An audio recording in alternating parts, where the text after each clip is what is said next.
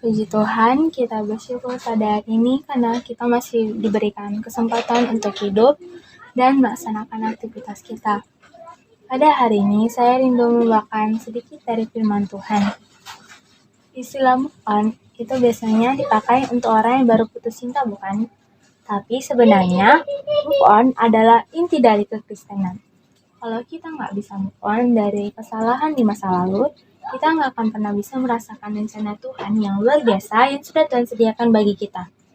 Mari kita buka Alkitab kita dari Filipi 3 ayat 13-14. Hari ini kita akan belajar rahasia kenapa Rasul Paulus yang dulunya penjahat bisa berubah menjadi pahlawan iman hanya dengan satu rahasia, yaitu dia tahu cara untuk berubah dan melangkah maju. Saya akan bacakan untuk kita semua. Saudara-saudara, aku sendiri tidak menganggap bahwa aku telah menangkapnya, tetapi ini yang kulakukan.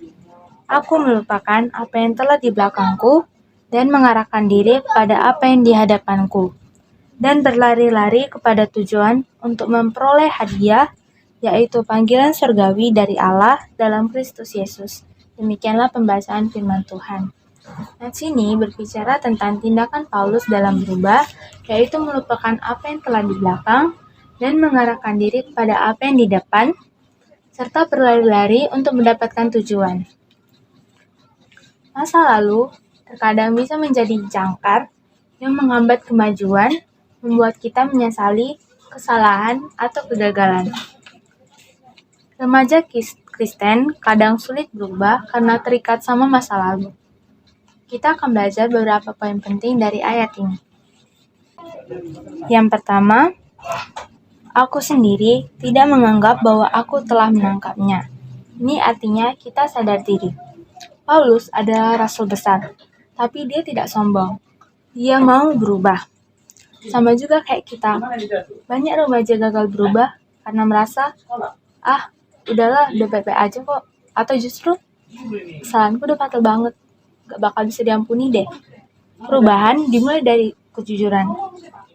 1 Yohanes 1 ayat 9 berkata, jika kita mengaku dosa kita, maka Ia adalah setia dan adil, sehingga Ia akan mengampuni segala dosa kita dan menyucikan kita dari segala kejahatan. Akui di depan Tuhan, Tuhan, aku masih emosian. Atau, Tuhan, aku masih sering bentak orang tua. Tuhan tidak mencari orang yang udah suci, tapi Tuhan mencari orang yang mau jujur. Tuhan pasti akan tuntun kita, membimbing kita menuju perubahan.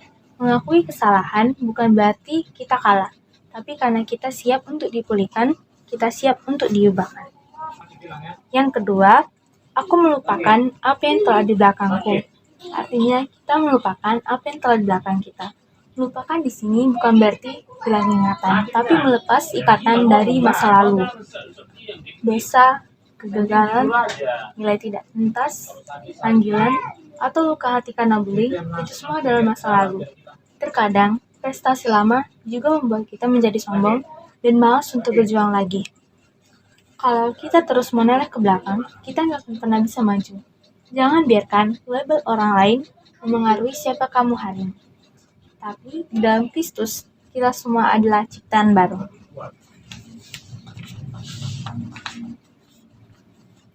Yang ketiga, dan mengarahkan diri kepada apa yang di hadapanku dan berlari-lari. Bagian ini menggambarkan seorang pelari yang tubuhnya condong ke depan, ototnya tegang, fokusnya hanya pada garis finish. Perjuangan butuh effort. Paulus berkata dalam 1 Korintus 9, bilang, kita harus lari dengan tujuan. Jadi, perubahan itu butuh perjuangan, butuh keringat.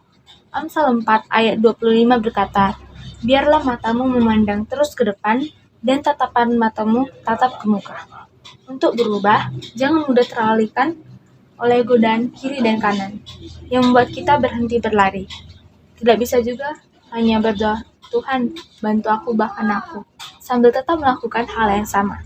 Kalau mau berubah, kita harus fokus dan berusaha.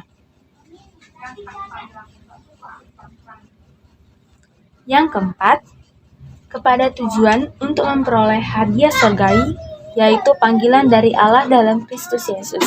Ini artinya tujuan yang jelas. Kenapa kita harus berubah? Bukan supaya dipuji orang tua atau pendeta, tapi karena ada hadiah, yaitu panggilan surgawi dari Allah dalam Kristus Yesus untuk kita. Hidup kita bukan cuma sekolah, pulang, main, makan, tidur, tapi ada rencana Tuhan yang udah Tuhan siapkan di depan kita. Saat kamu merasa capek untuk berubah, ingat, ada mahkota dari Tuhan yang siapkan. Jadi, fokuslah kepada Tuhan, fokuslah dalam berubah, fokus pada Tuhan sebagai pagar finish kita. Jadi teman-teman semua, perubahan itu menakutkan, tapi lebih menakutkan lagi kalau kita hidup jalan di tempat. Tuhan Yesus memanggil kita untuk mau berubah, untuk jadi ciptaan baru. Stop menyesal, masa lalu udah selesai. Mulailah melangkah dan fokus ke depan. Lalu, larilah, kejarlah panggilan Tuhan untuk mendapatkan panggilan surgawi. Jadilah generasi remaja Kristen yang mau move on dan berlari bersama Tuhan untuk mendapatkan tujuan. Saya mau ajak teman-teman semua untuk menuliskan satu kebiasaan buruk yang ingin kalian tinggalkan dan satu kebiasaan baik yang ingin kalian mulai. Serahkan semuanya dalam doa, biar Tuhan yang menuntut kita, biar Tuhan yang bantu kita untuk mengubah diri kita. Demikianlah kebenaran firman Tuhan pada hari ini. Terpujilah Tuhan hari ini kekal sampai selama-lamanya.